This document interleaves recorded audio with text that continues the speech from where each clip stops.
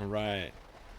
It looks like I am live. This is kind of really my first time doing this. I mean, I tried a couple of tests before and it didn't go very well.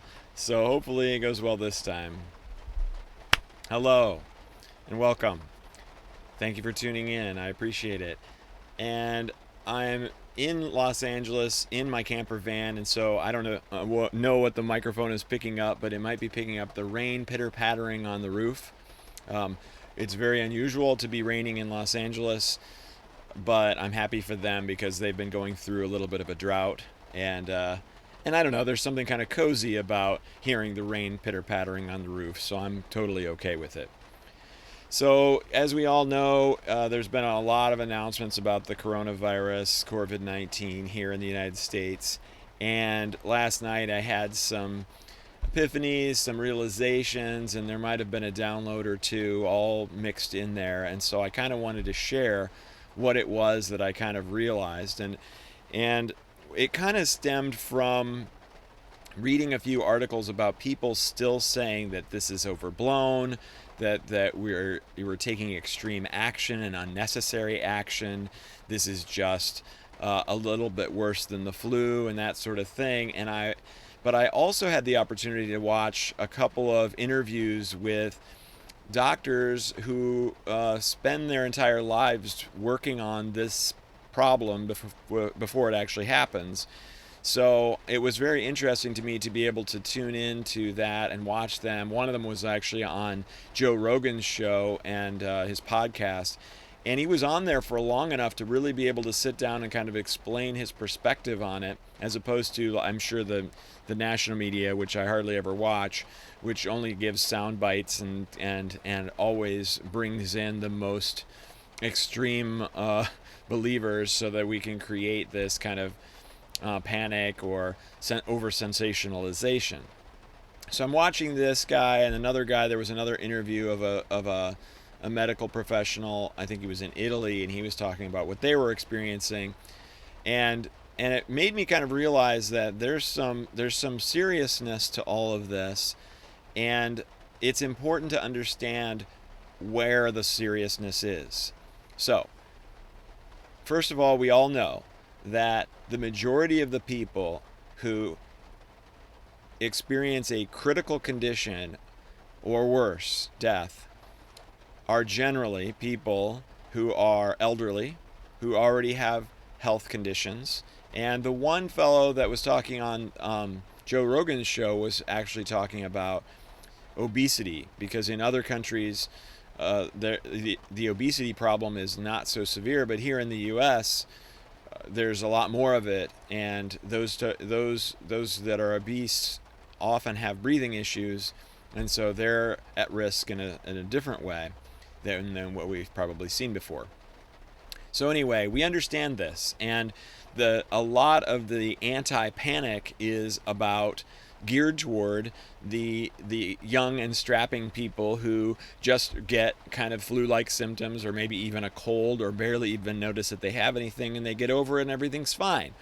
And that's a very valid approach. We should be kind of looking at it from that perspective for those people.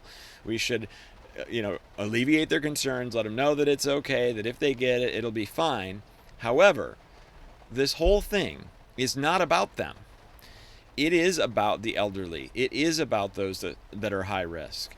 And the medical professional world does not look at, well, it's okay because the young people will be fine. No, they look at everyone equally. And they look at everyone essentially with unconditional love. They look at everyone as though they are their own sons and daughters, mothers and fathers, brothers and sisters, and so on. The way that we all need to look at the world, and the way that I try to look at the world every single day, and I try to help other people do the same thing. So if we look at the world with the focus of unconditional love, and we think about all the things that we're doing to try to help people by canceling large sporting events and large gatherings, by taking action of social distancing, by all the things that are fairly inconvenient for the young and strapping and for everyone else, and that we are actually willing to sacrifice that in order to preserve or give our elderly and health conditioned people a better chance of survival, then that's kind of an amazing thing that we're doing. And if you think about it, we are a pretty greedy and unwieldy society all the way across the planet. And that we are taking the action and making the effort as a unified global consciousness to try to protect those who are not as fortunate or who are not in the right situation, that means that we are kind of amazing and that we are reaching out and we are inconveniencing ourselves in order to help others, which in many cases we complain about the fact that the world doesn't do that very much. So in effort, what we're doing is we can recognize how beautiful that is and how wonderful people are being by showing their unconditional love for people that they don't even know. Yeah, I'm sure that some of them are doing it because they have a grandparent or a parent or some other close member of their family who is part of the risk population, at-risk population. But at the same time, we're doing it for everyone on this planet. I have unconditional love for everyone and everything in all of existence. I have unconditional love for everyone who lives in every country that I've never been to and who I've never met any of them. That doesn't mean that I have to send them a card and tell them how much I unconditionally love them or give them a hug, which you wouldn't want to do anyway in this situation. It just means that I care about them. And if I care about them, then I'm willing to take actions, in my case, for them. Now, I realize that it could be even more than just an inconvenience. We could have financial issues and any number of potential other issues as a result of changing our lives for this select group. However, it's worth it. To show unconditional love for any group is totally worth it. And so when you think about the decisions that are being made by the media, by the government, by large organizations like the NBA or the NHL, then, and you think, oh my gosh, they're really being extreme. Why are they doing this? This is completely unnecessary and ridiculous and silly. Just ask yourself, are they doing it for the right reasons? And what's the right reason? Are they doing it for unconditional love? And if they're doing it for unconditional love, then they're making the right decision. So that no matter what happens, we can look back on it and we say, we did everything we could, and we did it for love. So one other side comment about all of this is that we are proving to ourselves and to the world that we are actually capable of making large-scale changes just for a particular situation.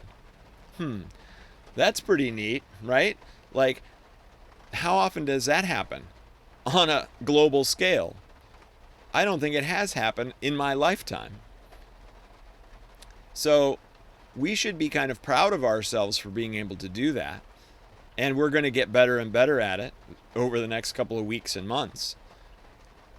And that makes me think, well, if we can do that, what else can we do? There's really no limit to the paradigm shifting possibilities. We're proving to ourselves that we can do it for the right reasons. And so, can we make other paradigm shifts? Will we make other paradigm shifts? I think it's going to happen automatically, because now what's happening is that you have to walk around living in the moment. Oh, did I do this right? Did I do that right? Oh, I got to wash my hands. Oh, there's a person coming. Should I be careful about that? You're living in the moment and thinking from a moment-to-moment perspective. And you're thinking of yourself, but you're also thinking of others when you're doing it. And when you're living in the moment, you have an opportunity for an awakening. You have an opportunity for an epiphany. And if you have an opportunity for an epiphany and you are in the moment for a moment and all of a sudden the epiphany comes, and it comes from a greater place, universal knowledge, let's say, then all of a sudden you might have a number of people that are instantaneously awakened. So it's another opportunity for more awakening to descend, ascend across this planet. So there is always a way to look at these things in a positive way. And this is the land of synchronicity approach. If we believe that everything happens so that something better replaces it, or so that it paves the way of something better, or so that it is a new opportunity for something amazing to occur, then we can look at every bad situation and say, well, my limited 3D perspective can't possibly understand why this is happening and what the long-term results can be. But I am choosing to look at it in a positive way with an excitement over where it could go, rather than choosing to look at it as though everything is doomed, everything is ruined, and will never be the same. I'm excited that we're never going to be the same. We should prove to ourselves that we can do something amazing. We should prove to ourselves that we can come together. So enemies of different countries, enemies from your neighborhood, can look at this and suddenly go, well, I don't want any of this to befall on anyone. So why would I have an enemy at this time? We need to work together, and we need to figure this out as a global community. So there's just so many potential, possible, beautiful, wonderful things that could occur from this. Another possibility is, yeah, we're going to have some financial struggles. Well, will different governments come forward and just give people a basic income to survive? That's been something that's been studied now for a little while. I wouldn't be surprised at all if some governments did that. It'll be another experiment in a way to give our population an opportunity to survive without having to work in a public place, without having to do something that they don't want to do. So who knows how this is all going to go? But I am choosing to take the positive approach and be excited about where it could lead us, at the same time as I make decisions based on unconditional love. Should I go and do... I've got a bunch of public appearances scheduled over the next couple of months. I'm probably going to end up canceling those because it's the right thing to do for unconditional love. I don't want to cause anyone to get this disease. I don't want anyone to have a problem. So why would I continue to do that? Even though I would like to be able to go out and speak and get more potential clients, to get more friends, to get more opportunities to help people, it's probably better, and I can help more by not doing that. And so when we make decisions on a day-to-day basis based on unconditional love, then again, we are always making the right decision. And no matter what happens, when we look back on it, we can say, did we do it for love? And if so, we did the right thing. Thank you so much for listening.